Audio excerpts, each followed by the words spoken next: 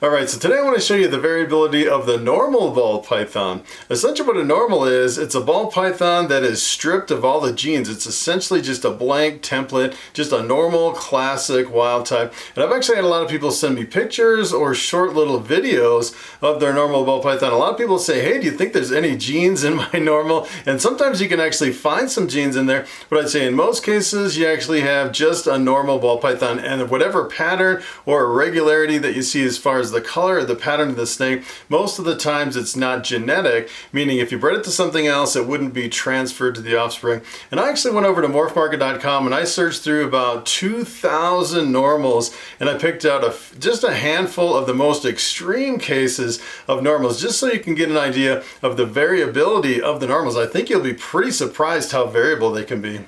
So today I want to jump over the internet and I want to show you the extreme variability of a normal ball python.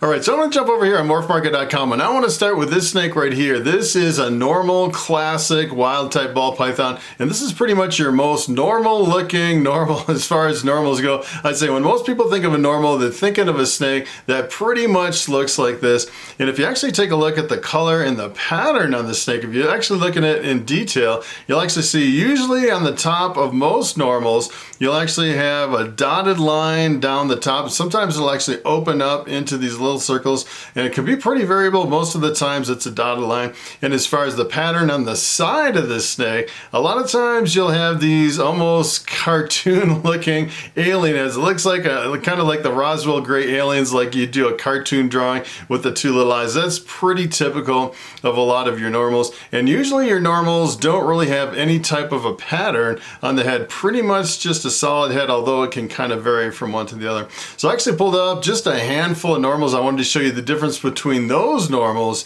and this normal, which you'd think of as your typical normal. So I want to start with this one right here. Take a look at this. So this one is just a normal. It looks pretty different than the first one. And pretty much the first thing you'll notice is the alien heads on the sides don't have any eyes in the sides of the snake. So sometimes it'll actually have the eyes and sometimes it won't. You'll actually notice on some of these they're kind of streaked out a little bit. And let me tell you, this is pretty much just another version of a normal. I actually have some like this in my collection. I have some normal females that are really different from one normal to the other, and it doesn't really seem like any of the pattern from the normal transfers over to the offspring, especially when you mix it with other genes. But sometimes it's kind of interesting if you take a normal and breed it to something else and you end up with normals. A lot of times all the normals in the same clutch, all the hatchlings that came out of the same group of eggs will all look pretty much the same. I've actually had whole groups of really bright normals, and sometimes they're really dark. Sometimes they have the alien heads and sometimes they don't. It's kind of interesting how it's pretty much line dependent based on the parents. So here's another normal that's kind of interesting. This one has a really jumbled up pattern, and at first glance you'd start thinking, hey, I think there's something in my normal because I have this kind of a jumbled up pattern. There's really no alien heads on the sides, and let me tell you, this is just another version of a normal. And sometimes you can actually look at these and you start thinking, hey, is there a leopard in there or something? Because sometimes, you know, there's other genes that'll jumble up the pattern like leopard, which would give you kind of a similar effect, although in a lot of leopards you'll actually have kind of a darker background in most cases. Sometimes it's kind of hard to tell if you have a really unusual looking line of normals. So here's another one I thought was pretty interesting. This one is really super dark. So I've actually had some really dark normal hatchlings that I've hatched out. And I was showing them on some of my videos, and a lot of people are like, man, that looks so dark. It almost looks like a blackhead because it is so super dark. And that is just another version of a normal. And if you actually look on this one, it actually has kind of a streaked out pattern on the sides. And sometimes the cinnamon can be streaked out on the sides, and cinnamon combinations instead of the alien heads that you normally see. A lot of times you'll have this streaking along a lot of the snake, and this is just another version of a normal. So sometimes you can kind of be tricked looking at your normals thinking there's other genes in the mix. So this one's pretty interesting. Here's another normal that I pulled up. This one has a lot of blushing coming up the bottom of the sides, and a lot of times you actually won't see this on your normals. Sometimes you will, and sometimes it can kind of trick you because there's other jeans in the yellow belly complex that have a lot of blushing coming up the sides. There's actually the yellow belly, the asphalt, the gravel, the spark. There's a whole bunch of jeans that are in the yellow belly complex that kind of have this blushing coming up the sides. But let me tell you, this is probably just a normal. And a lot of times with the jeans in the yellow belly complex, usually you can flip them over and look at the belly. A lot of times it'll have some pixelation on either side of the belly, indicating it's probably something in the yellow belly complex. But let me tell you, I've actually seen some normals with a lot of blushing, and they can definitely trick you. So here's another one I thought was interesting. I actually have a normal that almost looks like this, a normal female. This one has a different color, but you actually notice on the top it has this blushing right down the top, especially like right between the little spots. It'll have a spot and then it'll have this blushing. And not a lot of normals will have this blushing, but every now and then you'll see one with really strong blushing on the top of the snake. It's kind of an interesting effect that can kind of throw you for a loop. When you first look at it, you're thinking maybe there's another gene in there, but most of the time it's just the normal. So here's one I thought was pretty interesting. This normal actually has kind of a different pattern on the side. So the alien heads are transformed into almost keyhole patterns. And there's several genes in ball pythons that result in a similar appearance where it almost looks like you can put a skeleton key right in the pattern on the side of the snake. There's actually the Phantom, the Mystic, and the Mojave all have this similar keyhole pattern. But let me tell you, if it was one of those genes, you could definitely tell the difference between those and this one. I thought this was a really unusual looking normal. So here's one that has a head stamp on the top. It's kind of interesting, I'd say. Probably as far as head stamps and its patterns on normals, you'll see some really light patterns. Sometimes you'll actually see a pretty strong pattern on the top of the head. But as far as the numbers and the percentages of the normals that have head patterns, I say it's probably maybe 1% or 2%. Maybe 1 out of 100 normals will have some kind of a pattern on the head. Sometimes it's really faint and you can kind of make things out. But every now and then you'll get a really strong head pattern just as part of the normal. And usually there's actually some genes in ball pythons that have a really strong head stamp, like the spot nose or the spider. I've actually seen some normals that look almost as strong as spot nose as far as the pattern on the top of the head, which is kind of interesting.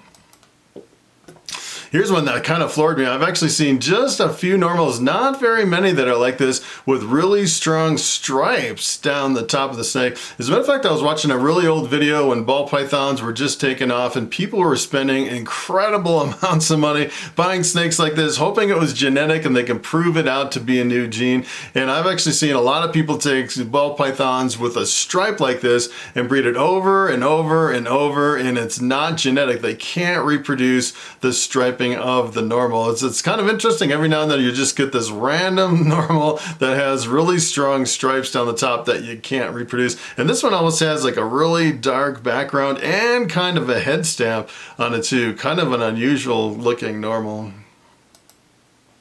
So here's another one that I thought was pretty interesting. So if you actually take a look at the sides of this, the normal, kind of the Roswell gray alien heads that you see on most of the normals are pretty much wiped out, and you get a lot of this pixelation in the sides of this. There's actually some genes like the Blitz or the Hurricane that can really jumble up the patterns. There's also the Granite. A lot of times the Granite will have a lot of pixelation. As a matter of fact, there's, I'd say this is probably like a Granite type normal ball python. Some people list these as granites, but keep in mind with the Granite, that kind of gives you these little specks of black all on the sides of the pattern. Sometimes it's genetic, meaning if you breed it to something else, half the offspring come out with the spots and half of them don't. And I'd say in most cases, it's just kind of a random anomaly in your normal ball pythons and it's not genetic. And most people don't actually list it as a Granite ball python.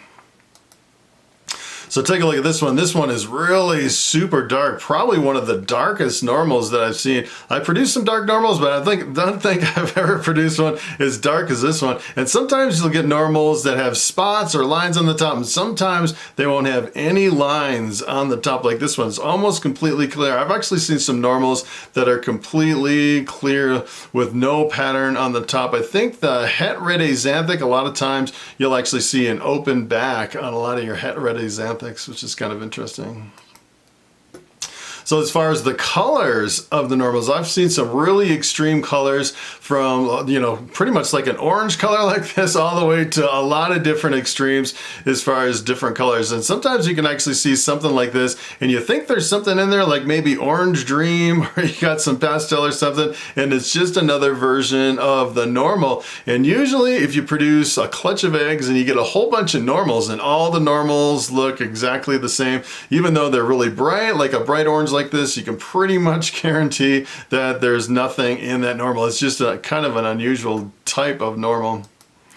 And here's another one. Take a look at this one. And when I first saw this one, I thought that looks like a pastel. As a matter of fact, I actually produced some really yellow normals from one of my clutches in the past. And I thought for sure they were all pastels until you start really looking at it and you realize it's just another type of normal that is really bright yellow. And this one's kind of interesting too because it has a lot of this white coming up around the patterns. They're so extreme from the dark ones all the way to like a bright yellow one, which is pretty fascinating. As a matter of fact, a lot of people say that based on what the normal looks like underneath the genes, sometimes the variability in the genes is based on what the normal looks like as a standalone wild type snake. So I don't know exactly how much truth there is to that. I've seen a lot of variability in different genes, but I don't know if that variability is all, you know, pretty much from the normal wild type ball python underneath that gene. It'd be kind of an interesting experiment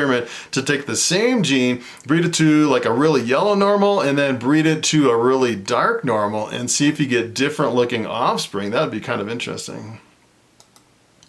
So take a look at this one. This one kind of blew me away when I first saw this. So I actually produced some calico in my collection here. And those calico, sometimes, you know, usually when you think of a calico, you think of the white coming up the side of the snake. And a lot of times my calicos that I produced here in my collection, they didn't have any white or just a little bit of white. Most of the times they actually came out as this kind of a rusty coppery color, almost looking like this normal, which is pretty interesting. And a lot of times on the calico, the giveaway is a lot of times you'll actually have the alien heads kind of running together and streaking into big patches, and usually in those big patches you'll see some white in there. But let me tell you, when I first saw this, I was like, hey, that kind of looks like my version of calico that I have floating around in my collection. Just a really kind of a coppery, rusty brown normal. Pretty amazing.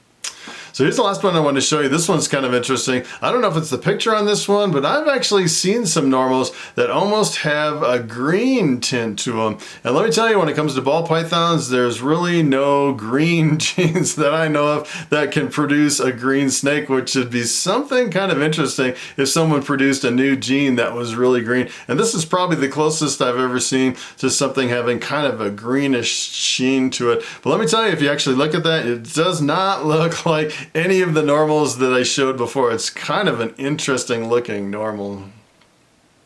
All right, so it is time for the question of the day.